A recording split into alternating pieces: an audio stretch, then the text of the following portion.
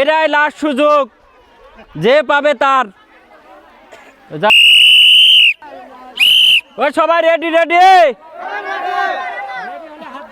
ওই রেডি হলো সবাই, হাত জাগাও তো, হাত জাগাও।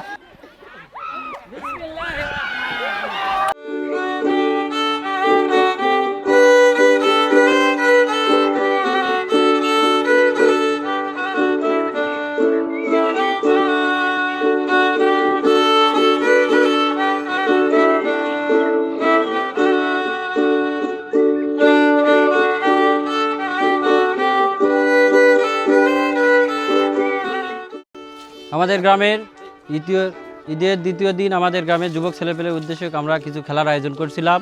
সেখান থেকে সকাল থেকে শুরু করে অনেকগুলো খেলাই হয়েছে। মধ্যাহ্ন বিরতির পূর্বে আমরা একটা হাঁস খেলা দিয়েছিলাম। এখানে একটা হাঁস, এইটা মনে করেন যে হাঁস একে বলা যাবে না, যাকে হাঁস বলা যায় না। জাপানের ছেলেদের মতো দ্রুতগামী, যত ধরতে চায় ততই দ্রুত সে চলে যায়। তিনবার এই যুবকদের খেটে নিছে এই হাঁস।